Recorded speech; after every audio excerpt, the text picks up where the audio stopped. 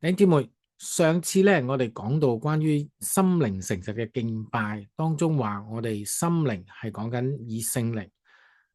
誠實係以真理去敬拜。我哋講咗以聖靈為敬拜，就係我哋依靠聖靈敬拜，由聖靈引導我哋，同埋帶領我哋去親近神，去頌讚神。喺聖靈當中嘅敬拜咧，會令到我哋咧好自由啦，有動力啦，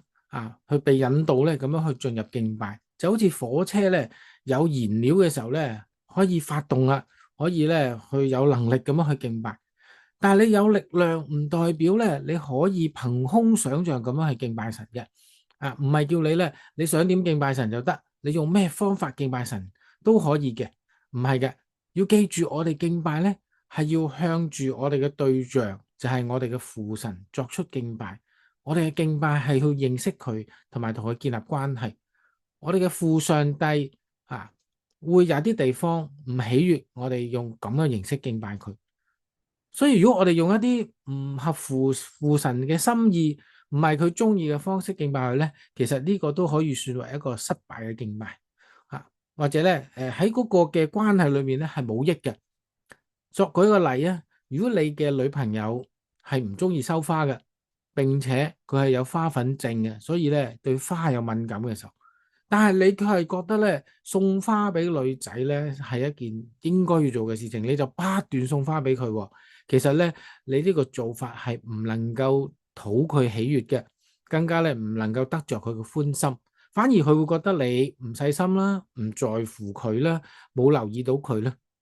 我哋嘅敬拜對住上帝嘅敬拜，同樣我哋都不能夠按照自己嘅意思，隨着自己嘅喜好，隨意想點敬拜就敬拜神。試想想下，如果我哋用中國人嗰種嘅方法敬拜，我哋中國人拜偶像咧，有啲嘅情況就係我哋要做一啲不法嘅事情，係咪啊？我哋犯法都去拜神先嘅，求神去庇佑你嘅。你諗下呢一個嘅敬拜，你認為係咪一個喜悅嘅敬拜咧？係咪一個神會接受嘅敬拜咧？我估會相反，就係會被懲罰，呢個機會更加大嘅。所以當我哋話按聖靈敬拜，我哋喺自由嘅敬拜裏邊，我哋唔好因為嗰個領袖有偏差，或者我哋誤會咗嘅時候，同樣我哋就要以真理作為我哋嘅敬拜，以神指示我哋嘅方式同埋態度去敬拜神，唔係無定向風嘅，係按着神嘅方式，按着神佢嘅屬性去同佢交往。以舊約為例，會幕嘅敬拜就係一個有規有矩，係好謹慎嘅一個敬拜。從外院你進入去會幕嘅內院嘅裏邊，你必須要帶住祭牲去作一個嘅贖罪祭，好叫你咧得罪神嘅地方咧得以赦免，得以咧洗淨，你先能夠開始去進入去敬拜，而亦都要咧有祭司作為代表咧。咁樣去進入會幕嘅聖所咧，咁樣去先能夠可以領受到神嘅心意嘅。去到新約嘅時候咧，其實同樣嘅敬拜，我哋都需要有一個代罪羔羊，就係耶穌基督，佢為我哋釘十字架受死，佢作成咗呢個贖罪祭咧，使到我哋得稱為義，咁樣有機會先可以同神相和，同神親近。然後咧，聖靈先至能夠證明同埋指導我哋咧，去進入同神一齊嘅關係，去作出呢個敬拜。喺敬拜嘅時候咧，唯有以真理去讓我哋認識神嘅屬性，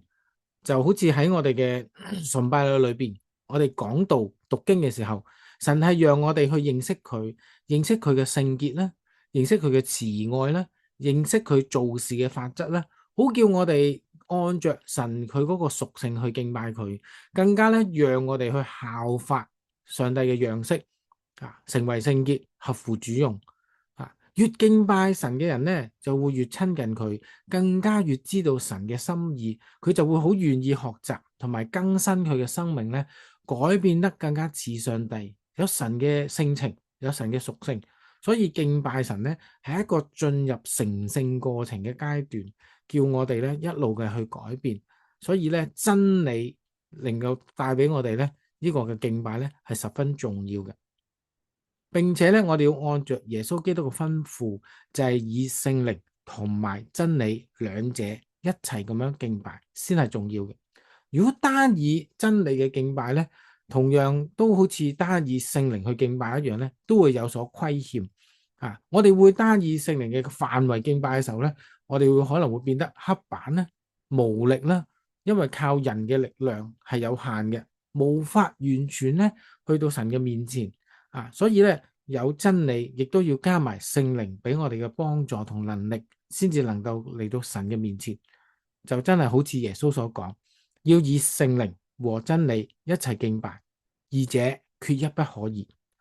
舉個例，就好似聖靈就好似火車頭咁樣樣，俾我哋有動力可以繼續前行。但係真理就係一個路軌，讓我哋按着嗰個方向，跟住嗰個渠嗰個條路咧，向啱嘅方向咧，先能夠達到去終點嗰度。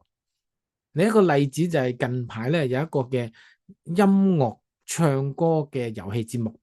佢標榜嘅就係要人去玩呢個遊戲嘅時候咧，要唱歌要唱得音準，